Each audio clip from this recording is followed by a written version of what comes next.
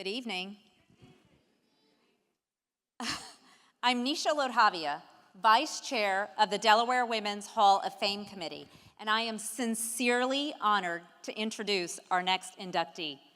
Picture this: bold, fearless, unapologetically curious, a relentless voice for justice and equality. An 18-year-old freshman at the University of Delaware, new to campus, but already writing a big story for the student newspaper about a fraternity facing the revocation of its charter. Most students may have settled with just the bare facts, but not her. She believed this decision required a response from the university's leadership. So, in her signature style, she marched right up to the president's residence, knocked on the door, and asked for his remarks on the situation. Everything about who she was and who she would be was crystallized in this exact moment. And looking back now, doesn't it all make sense? Because that freshman was Claire DeMatteis. Where is Claire? Oh. To this day, she is a trailblazer, a visionary leader, a legal powerhouse, a public servant, and a trusted advisor. Over the course of her career, she has served in all 3 branches of state government, was senior counsel to then U.S. Senator Joe Biden, and was senior advisor to 3 Delaware governors. Claire has shattered barriers as the very first woman to lead Delaware's Department of Correction. At a moment when the agency was reeling from crisis, she stepped in to implement more than 40 reforms that emphasize safety, accountability, rehabilitation, and fairness.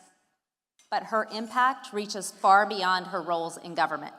Claire has been a tireless champion for women's equality, civil rights, and justice for all. In her law review article, she exposed that very few women serve on Delaware's highest courts, a powerful piece that galvanized the push for a more representative judiciary. She revolutionized family courts' handling of domestic violence cases, reshaping the system to be safer, more compassionate, and far more responsive to those in crisis. Let's watch this video and hear more about Claire's incredible accomplishments. I've known Claire DeMatteis for a long, long time, since she was a student at the University of Delaware.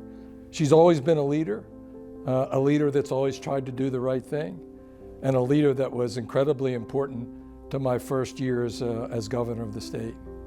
Both of us, I remember, kind of got our cut in public service working for 2 great people. She was working for Joe Biden, then Senator, and I was working for Congressman Tom Carper. And from the very first moment that I met her, you could feel this sense of purpose and determination for public service. Claire's impact in the state of Delaware is really incredible. The first week that I was governor back in 2017, we had a riot in the prison where a correctional officer was murdered. So I needed somebody that was really competent, that would always do the right thing, that could get other people to come together around solutions. And so I called on Claire to be a special assistant, and she did exactly that. She came up with a program to improve security at the prisons, to improve conditions for inmates and correctional officers both, and brought people together to get it done. You know, I think there aren't many people that can literally shift from position to position, be in the nonprofit, corporate, government sectors, but in various capacities, she has been able to seamlessly do that. And I think part of that is because the thing that drives her is seeing a problem or an issue and just having that problem solver mindset to get things done. I think that drives her. I also think her desire to make life better for people in our state is something that has been a big driver for her as well. When you see her, she just has this energy. She is a force of nature. Claire is relentless, and she's got an incredible ability to get to the nub of a problem and then to come up with solutions to fix the problem and then bring people together to get it all done. Claire, a heartfelt congratulations to you, a well-deserved honor for all your tremendous work on behalf of the people of our state. Personally, I'd like to thank you for everything you did for our administration, particularly the work that you did improving the conditions, safety, and security at our prisons across our state, and revamping the Human Resources Department here in the state of Delaware, making this state a good place to work for years to come. Congratulations once again. Congratulations, Claire. This is a well-deserved honor. You have put in the work, and I think a lot of times a Hall of Fame makes it seem like that's the end. But for you, I know that there will be another beginning and another beginning and another beginning, and you will continue to serve with strength, with compassion, with brilliance, the people of the state of Delaware as well as the country.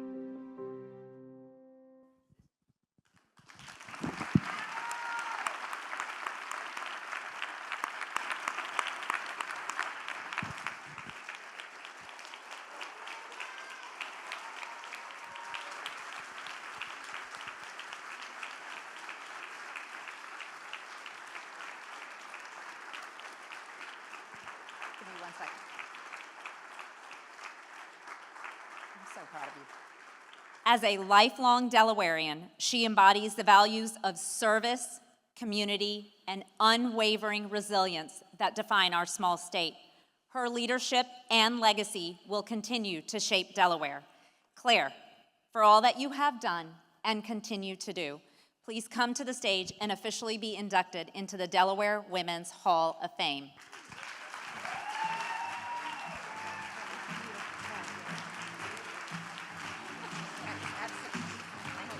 I love this song.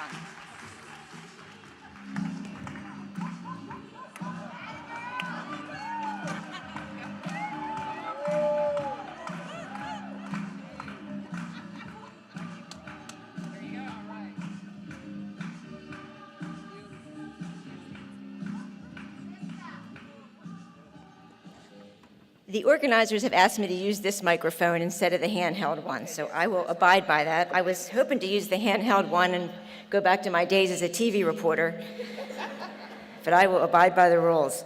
President Biden, Governor Meyer, Governor Mayor Carney, other distinguished guests, family and friends. First, my sincere congratulations to Valerie, Charlotte, and Charlotte. I am proud to be part of the 2025 induction class with you. Receiving this honor, surrounded by the people who made me the person I am today, is the greatest honor of my life.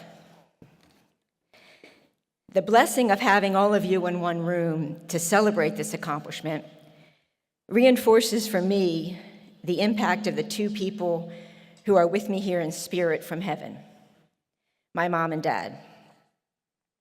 Their lives, their example, and honestly, my determination, sometimes unconsciously, often consciously, to make them proud, are the key to understanding my journey. As many of you know, my mom passed away just past her 89th birthday 4 years ago. I could talk about her all night, but I do not often talk publicly about my dad, who died in 1974 when I was 9 years old. His death, as you can imagine, more than any other event, shaped my life and career, and I don't say that to evoke sympathy or sadness. I say it to highlight that I was raised by a very strong, wise, determined woman. Growing up, we knew our dad, because she kept his spirit alive in each of us. His big smile, his big heart, his street smarts, and his business smarts.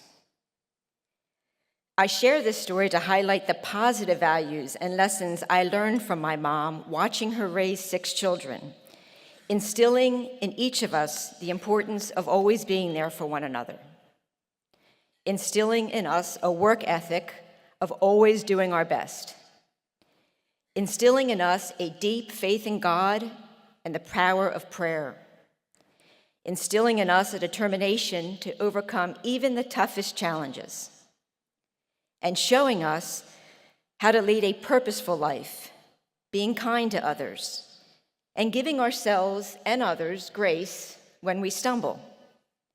Mind you, she also taught us never to back down from a bully and to fight for what we believe in. Like all of you who have lost loved ones, my mom still sends me messages of encouragement and love. For example, when we were cleaning out her home, there was a drawer in her bedroom stuffed with cards and gifts that we had made for her when we were much younger. And mixed in the pile was a small plaque with the saying, "A sister just gets it."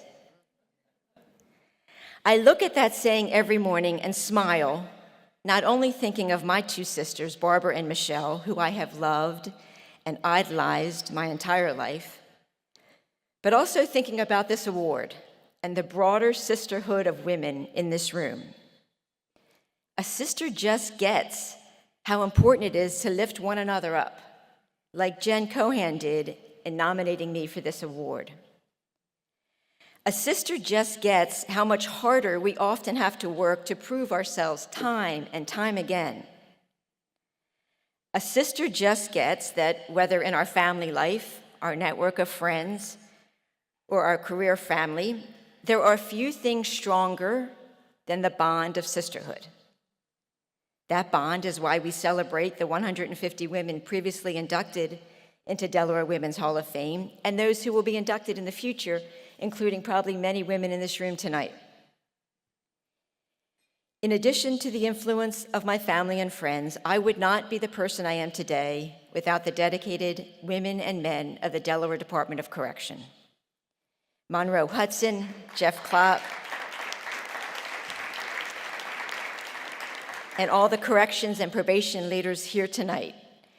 You made my skin a bit thicker, and you walked right alongside me when we strengthened our correctional system after one of the darkest periods in the department's history by enhancing safety and security, expanding programming for inmates, investing in reentry services, and creating a more inclusive culture among officers across race, ethnicity, and gender. Oh, and then running a prison system and a probation system during the COVID-19 pandemic, keeping officers, inmates, and probationers safe and healthy. And as proud as I am to be the first woman to lead the Department of Correction, I am even prouder that the second woman, Commissioner Tara Taylor, currently leads the department.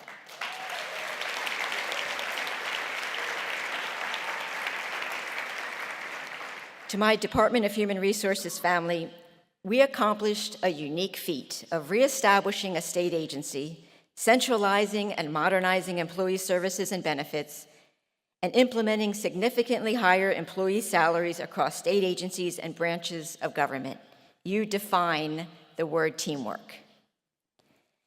To my lifelong friends here tonight since kindergarten, elementary school, high school, college, law school, and coworkers and bosses from every job I've had over the past 40 years, thanks for being part of my journey.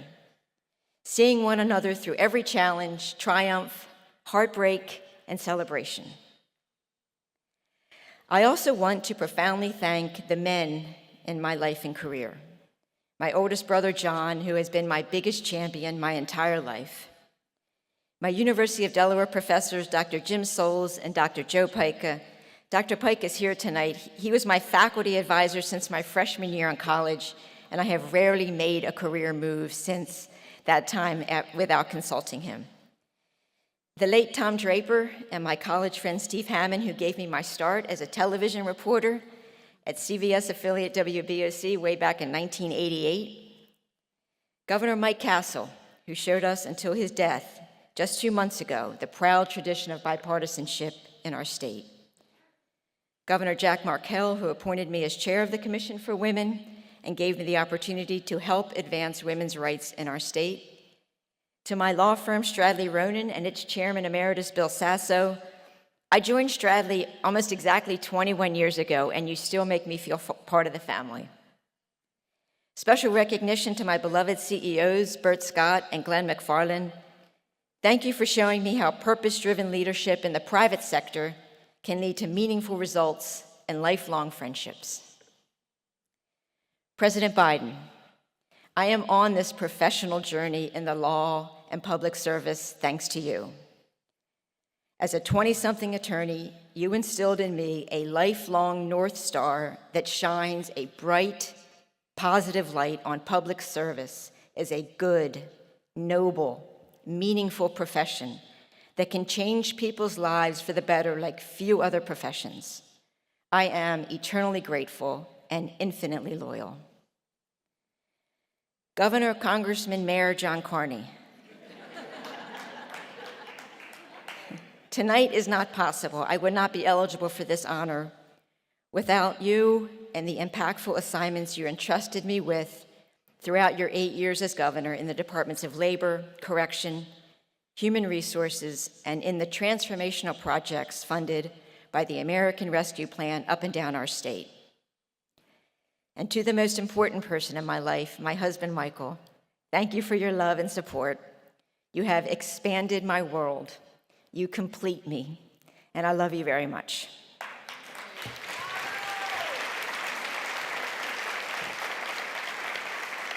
Finally, thank you to the Office of Women's Advancement, Sharice, Kim, Nisha, Brenda, the Hall of Fame Selection Committee, and members of the Commission for Women for this tremendous honor.